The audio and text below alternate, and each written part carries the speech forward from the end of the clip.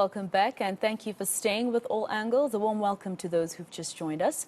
The biggest barrier preventing young people from entering the labour market is work experience. President Cyril Ramaphosa has pleaded with business and state-owned companies to do away with this requirement in entry-level posts. He announced this last night, that government has surpassed its goal of hiring over 10,000 TVET college graduates from 2022.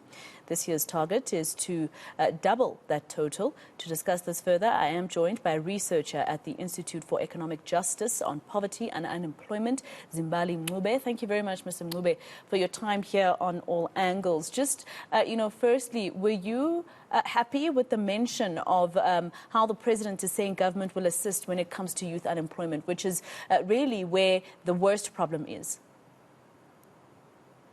Thanks for having me. I think some of those key points the president mentions are very important in alleviating youth unemployment.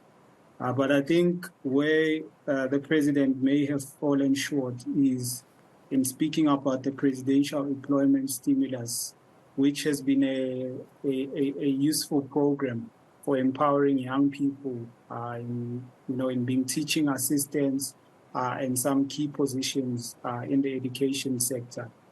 This program has delivered in terms of employment opportunities, but it hasn't been expanded to cover more young people and the duration during which they participate in it. And so we'll be looking very closely in the budget to see that the program is whether the program is expanded and increased in terms of allocation in order for it to absorb more young people and transfer the skills that are needed and then map them into the correct career paths. All right. So in terms of the fact that he mentioned the problem, that barrier that the youth has been complaining about when it comes to employment, for instance, even restaurants, an entry-level job like waitressing, they won't allow people working or rather people who are in their first year of varsity or college because one of the requirements is to have experience, which obviously is something that, most people who just finished matric don't have. Were you happy with the fact that he pleaded with business to, do away with this barrier?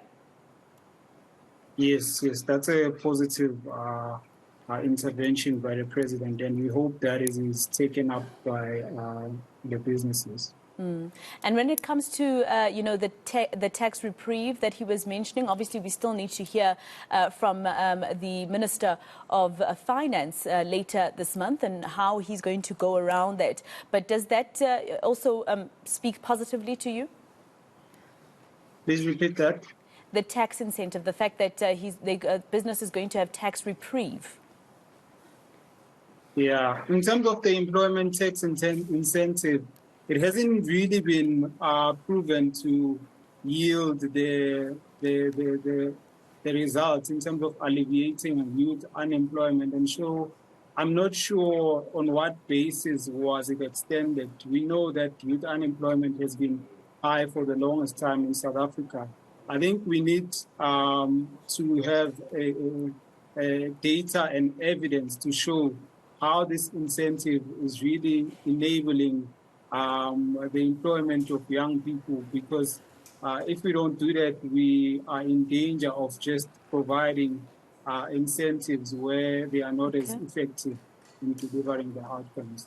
And overall, do you think the president said enough to look at issues around poverty and unemployment in our country? Or, are you one of those despondent South Africans who feel like this was just another State of the Nation address? There'll be another one next year in February where the same issues are still there. I think one of the key issues that we should welcome, and we welcome as the IAJ, is the extension or the permanent extension of the social relief of distress grant. Although it's not here whether it will be increased to the food poverty line, but our call is that it should be increased to the food poverty line, which is around 663.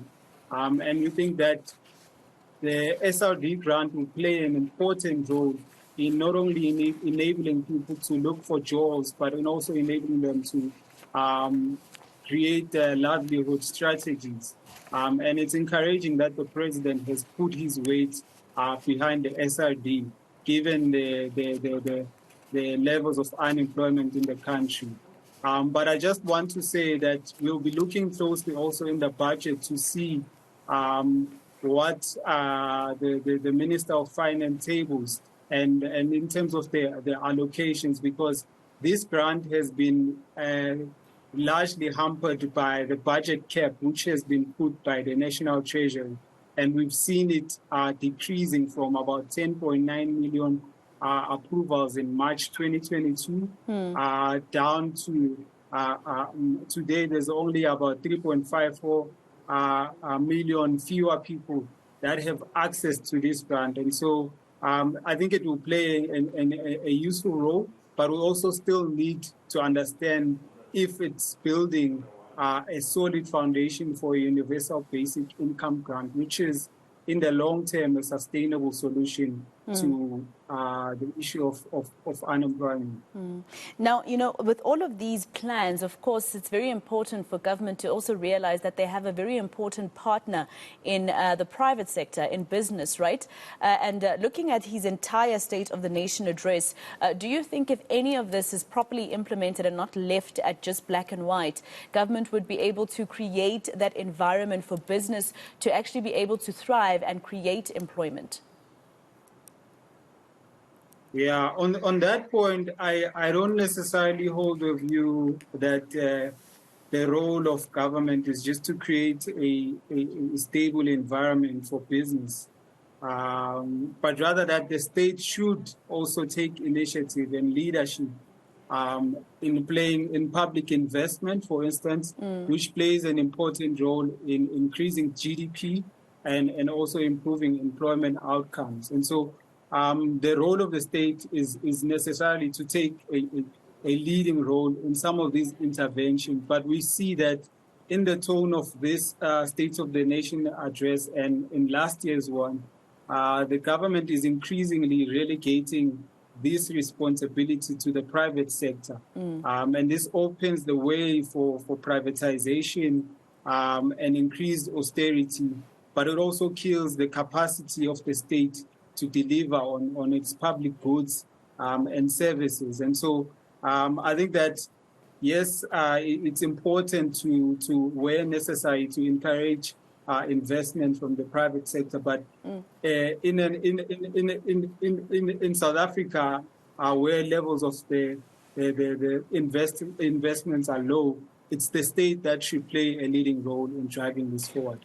All right. Well, thank you very much, Zimbali, for speaking to us. That was researcher at the Institute for Economic Justice on Poverty and Unemployment, Zimbali Mncube.